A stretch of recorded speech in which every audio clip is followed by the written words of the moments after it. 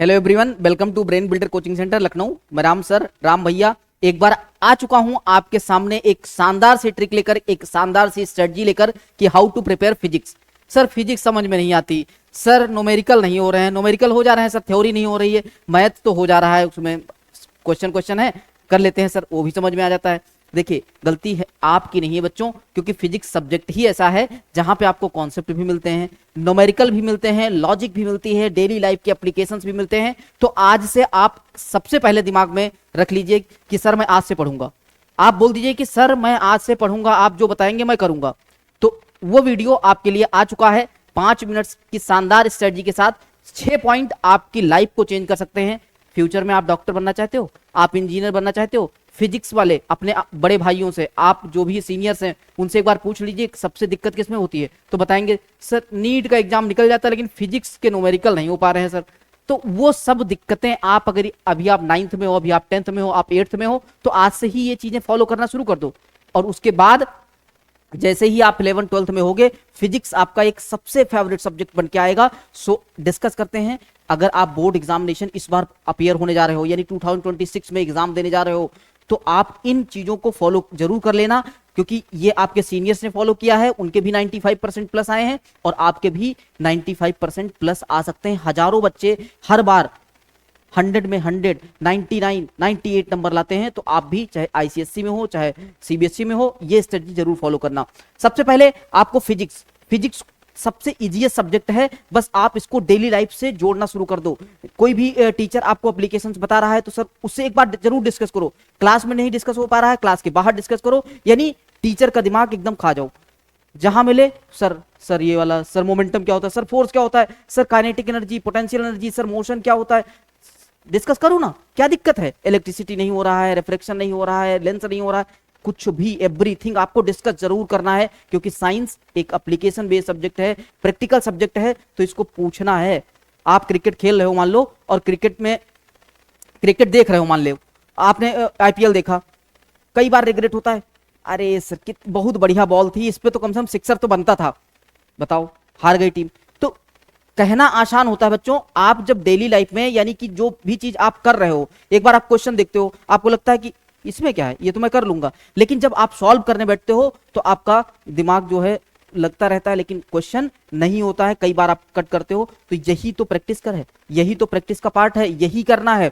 एक बार नहीं बनेगा, 2 बार नहीं बनेगा, 10 बार क्वेश्चन नहीं बनेगा। टीचर से डिस्कस करोगे, जब एक बार अपने आप से बनाओगे तो वो 100 क्वेश्चंस के बराबर होगा। मैं क्लास में कई बार बच्चों को बताता हूं कि अगर आप एक क्वेश्चन करते हो अपने आप से, वो 100 क्वेश्चन के बराबर है। अगर क्वेश्चन टीचर 100 क्वेश्चन करवा दे और आपको थोड़ा थोड़ा समझ में आए, वो बिल्कुल बेकार है। तो आप कोशिश करो, फिर डिस्कस करो, और सबसे पहले आज से कसम खा लो कि मैं टेक्स्ट बुक को रीड करूंगा। एनसीईआरटी है, एनसीईआरटी पढ़ूंगा, सेलिना पब्लिकेशन है, जो भी पब्लिकेशन आपके एग्जाम स्कूल में चल रहे हैं, आप उसको जरूर बिफोर क्लास आप जरूर पढ़ के जाएं। सबसे पहली स्ट्रेटजी होने वाली है स्टडी एवरीडे, यानी आपको 20 मिनट, सिर्फ और सिर्फ 20 मिनट पढ़ना है।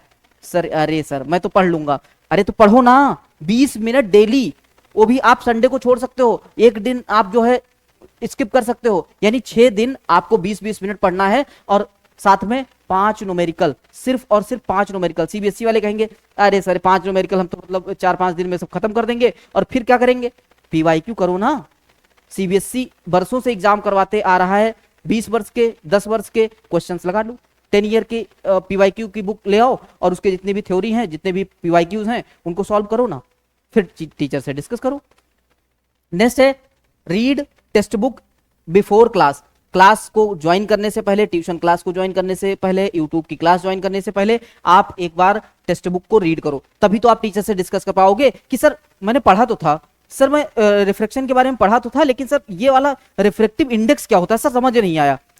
तो जब आप पढ़ के आओगे तभी तो टीचर से डिस्कस कर पाओगे। और एक्टिवली पार्टिसिपेट करना है क्लास में, ये नहीं पीछे बैठे हैं मोबाइल चला रहे हैं, चुपके से चले गए, क्लास खत्म हो गई, टेस्ट हुआ, सर हो जाएगा, सर एग्जाम से पहले पढ़ लेंगे। एग्जाम से पहले कोई नहीं पढ़ पाता है, अभी आपके पास टाइम है, पूरे साल का टाइम है, जी जान लगा करके फिजिक्स को अच्छे बनाने के लिए। आप फिजिक्स आपकी अच्छी हो जाएगी, मैथ और फिजिक्स दोनों भाई बहन, और साथ में केमिस्ट्री और बायोलॉजी आपका थ्योरेटिकल सब्जेक्ट है, उसको आप पढ़ सकते हो, और केमिस्ट्री एक प्यारा सा सब्जेक्ट है, उसको भी अच्छे से पढ़ सकते हो। तो सब में ये चीजें आप लागू कर सकते हो कि मतलब टेक्स्ट बुक तो पढ़ना ही पढ़ना है बच्चा।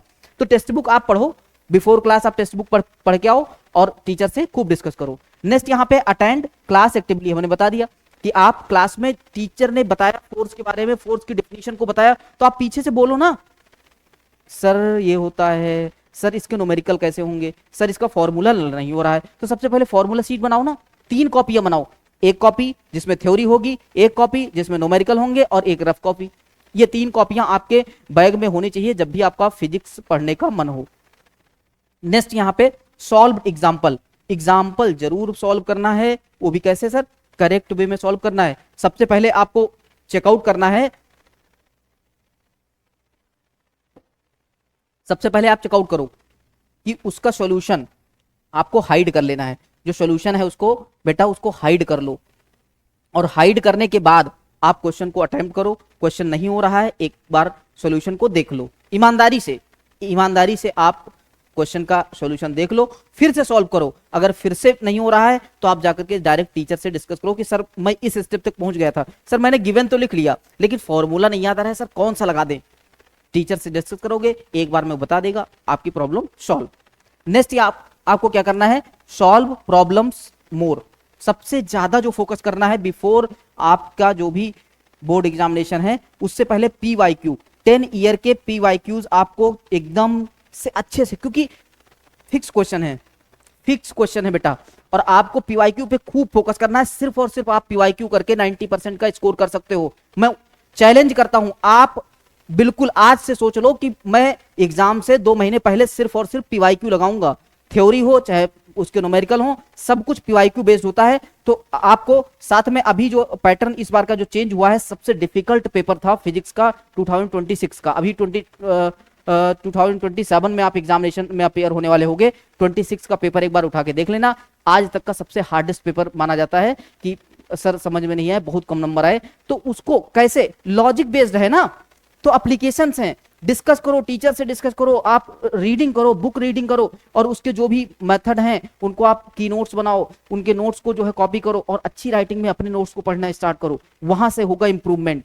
नेक्स्ट यहाँ पे देख सकते हो सर हेल्प कहां से ले, यूट्यूब पे जो टॉपिक आपको नहीं आता है, इलेक्ट्रिसिटी का, रेडियो एक्टिविटी का, लाइट से रिलेटेड जितने भी कुछ भी एक भी टॉपिक आपको नहीं आता है, तुरंत आप जाओ यूट्यूब पे। अब ये नहीं कि यूट्यूब पे गए 5 मिनट के वीडियो के चक्कर में 5 घंटा कब निकल गए रील देखते देखते, ये नहीं करना है।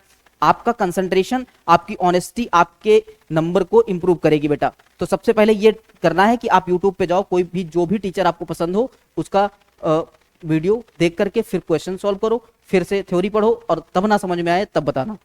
और साथ में नोट्स सबसे ज्यादा इंपॉर्टेंट है।